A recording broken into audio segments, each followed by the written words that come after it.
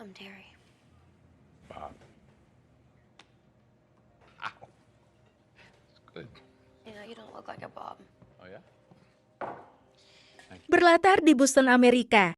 Seorang pria paruh baya bernama Robert McCall hidup sendirian dengan damai di kos-kosannya. Robert adalah pribadi yang sangat disiplin, rapi dan teliti. Dia terbiasa melakukan segala macam hal dengan tertib, dan juga selalu menghitung waktu pengerjaannya dengan stopwatch di jam tangan. Saat ini Robert berprofesi sebagai karyawan di toko bangunan, dan di sana dia memiliki seorang teman yang cukup akrab, yaitu Ralphie. Sebagai teman yang tahu Ralphie ingin menjadi security, Robert pun menyarankannya untuk berhenti makan makanan berlemak selain memantau pola makanan Ralphie. Robert juga membantunya latihan fisik. Who's gonna make security guard? There you go. Sepulangnya bekerja, seperti biasa, Robert makan, cuci piring, beres-beres rumah sedikit, dan tak lupa menghitung waktu-waktunya. Lalu saat malam, Robert memiliki kebiasaan membaca buku, dan karena dia sering mengalami insomnia atau kesulitan tidur, malam itu Robert pun pergi ke sebuah warkop langganannya, berbekal tas celup yang dibungkus tisu sangat rapi. Thank you. You're welcome. Bahkan ketika sampai di warkop, Robert juga menata sendok, garpu, dan bukunya agar dia bisa merasa nyaman. Di warkop tersebut Robert bertemu dengan Terry, seorang PSK yang masih belia dan sering beli jahe hangat di sana. Meski sama-sama sering melihat, namun mereka tak saling kenal. Race, isn't it? No, depends upon how you look at it. Keesokan harinya, seperti biasa, Robert bekerja dan lanjut malam harinya pergi ke warkop. Lagi-lagi Robert bertemu dengan Terry, dan mereka pun sempat membahas buku yang dibaca oleh Robert.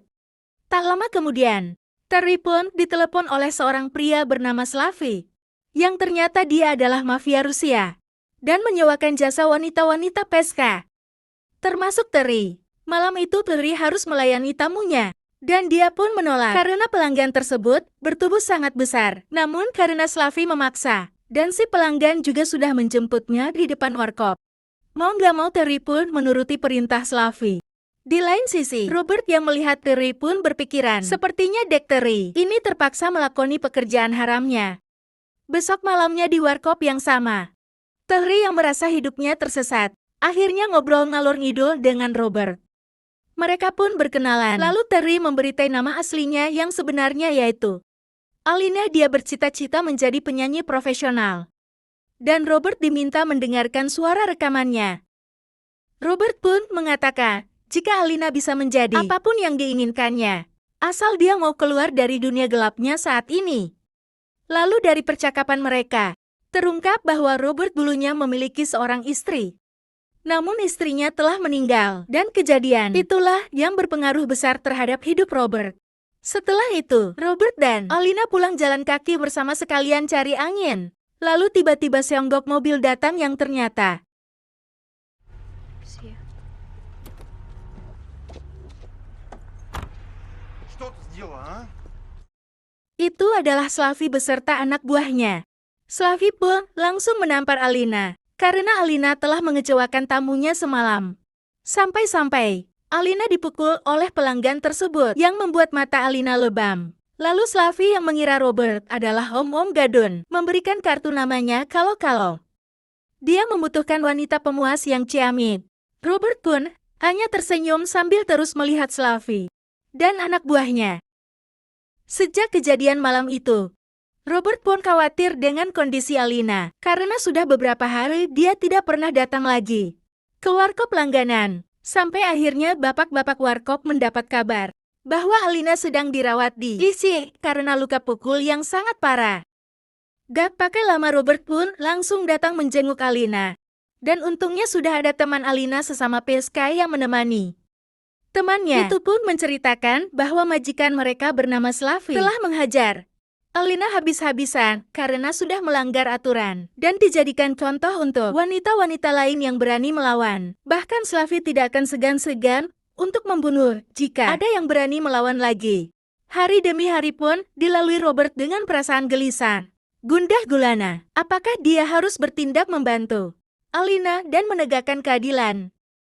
atau hanya diam saja. Sampai suatu malam, Slavi datang ke kantornya yang berada di dalam restoran Rusia dengan mobil mewahnya dan berdiskusi dengan anak-anak buahnya tentang bisnis mereka. Lalu tiba-tiba datanglah Hong Denzel Washington alias Robert, yang tentunya membuat mereka semua bingung karena tidak mengenalinya. Tanpa ada perasaan takut sedikit pun, Robert mendatangi Slavi lalu memberikan uang tunai sejumlah $9.800 untuk membebaskan Alina. Mendengar itu Slavi pun hanya tertawa, karena dia akan mendapat keuntungan yang berkali-kali lipat, jauh lebih banyak dari $9.000, melalui hasil menyewakan Alina yang masih muda.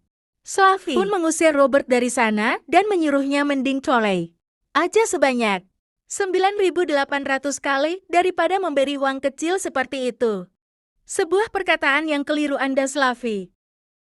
Robert pun mengambil uangnya kembali, lalu mengunci pintu ruangan. Dan di inilah kita akan diperlihatkan bagaimana kemampuan Robert sebenarnya.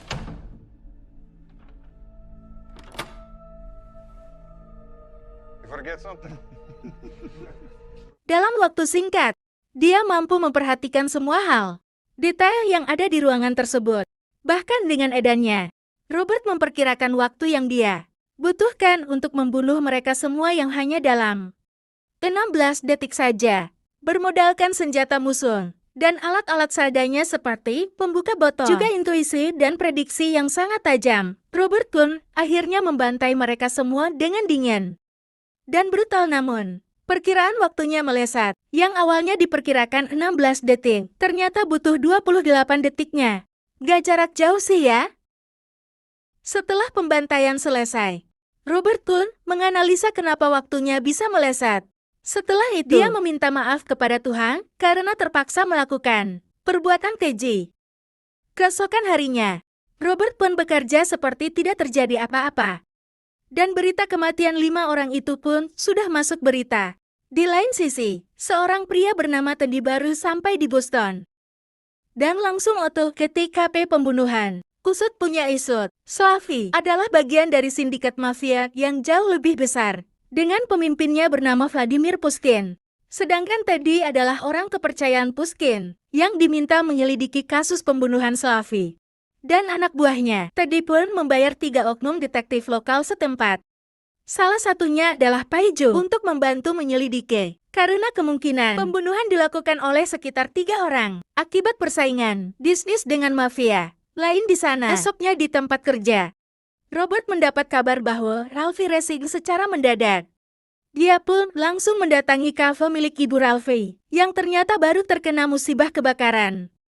Itulah kenapa Ralphie racing, karena dia harus membantu ibunya. Dan Robert pun juga ikut membantu mereka, merasa curiga dengan insiden kebakaran yang tidak wajar. Robert akhirnya mencari tahu apa yang sebenarnya terjadi. Lalu suatu malam dia melihat 2 oknum polisi korup yang memeras ibu Raffi dengan alasan uang keamanan.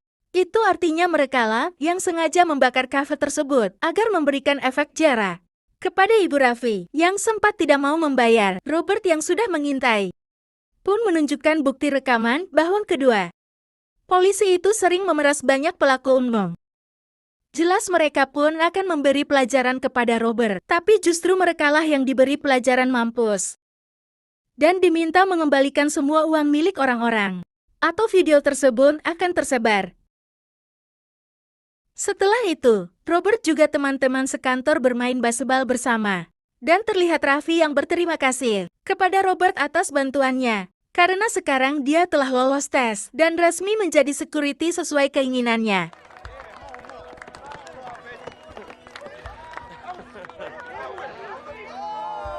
Lalu saat kembali bekerja, dilalah ada seorang perampok cutthroat yang meminta semua uang di mesin kasir, juga cincin milik teman Robert yang sedang bertugas di kasir tersebut. Hipotesis dan intuisi Robert pun mulai berjalan, yang mana tentunya halah izin.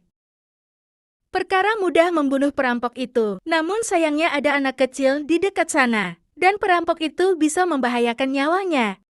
Robert pun akhirnya memberikan semua uang kasir dan cincin temannya. Namun ketika perampok itu pergi, dia mengingat plat nomor mobilnya, lalu mengambil seonggok palu di toko bangunan. Robert pun langsung menghabisi perampok itu secara diam-diam dan mengembalikan uang kasir juga cincin milik temannya. Sementara itu, Teddy mendatangi rekan-rekan mafia dari berbagai negara, seperti Italia, Armenia juga Irlandia, yang petingginya bernama Little John. You're arrogant. Now, the Irish, we came here for a piece of the American dream. Dua anak buahnya pun ditembak mati oleh Paijo, sedangkan Teddy memukuli Little Joe. Padahal Little John mengaku tidak tahu menahan tentang kematian Slavi. Teddy pun melapor ke bos mafia, Pushkin, bahwa tidak ada satupun rekan mafia yang terlibat dengan pembunuhan Slavi. Part times of everyone going in and out of the restaurant, and I discovered a curious thing that this person.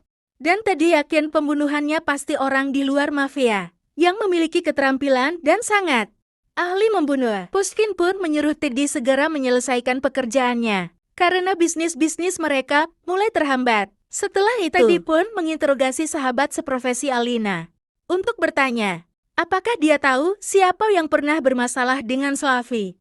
Dengan terpaksa, dia pun memberitahu bahwa ada seorang pria baik hati yang menjenguk Alina. Entah siapa namanya, karena tidak ada lagi informasi yang bisa digali. Dengan teganya, Teddy pun membunuh wanita itu dengan cara mencekiknya. Setelah menganalisa CCTV, dengan waktu kematian Slavi, juga ciri-ciri yang diberikan oleh teman Alina, Teddy pun yakin jika pelakunya adalah pria bernama Robert. Dan malam itu juga dia langsung mendatangi kos-kosannya. Teddy pun bertanya kenapa Robert makan ke restoran Rusia yang cukup jauh dari kosannya, dan juga pertanyaan-pertanyaan lain. Namun, Robert bisa menjawab semuanya dengan sangat-sangat tenang dan masuk akal. Bahkan dia tidak bergeming sedikit pun ketika Teddy menunjukkan foto teman Alina yang sudah tewas. Dari percakapan singkat tersebut, Teddy semakin yakin Robert memang bukan orang sembarangan. Dan memang dialah pelakunya. Gerak-gerik Robert pun terus dipantau. Dan ketika identitasnya sudah didapatkan, Robert adalah pria paruh baya normal. You didn't stay long. I didn't check my watch. I see. Wow. Thanks. Dan Teddy akan melakukan segala cara menangkap Robert hidup. Hidup di lain sisi, Robert yang tahu dirinya dalam bahaya, segera mempersiapkan perlengkapan yang dibutuhkan. Teddy yang tahu Robert sering ngopi di warkop langganan, pun memerintahkan anak buahnya menyamar jadi petugas PLN. Namun penyamarannya langsung terbongkar oleh Robert. Cukup dengan melihat dari tangannya saja, anggota mafia tersebut pun menodongkan pistolnya dan akan menangkap Robert hidup-hidup. Namun seperti biasa, dengan cepat Robert menghabisinya, bermodalkan buku bacaannya saja.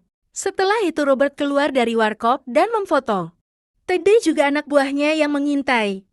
Meskipun Robert berhasil kabur, namun Teddy tahu dia sedang terluka akibat terkena serempetan peluru. Robert yang sampai di kosan pun segera mengobati luka di kakinya. Sementara Teddy beserta anak buahnya mulai memasuki kosan Robert. Dan ketika pintu kamar mandi dibuka ternyata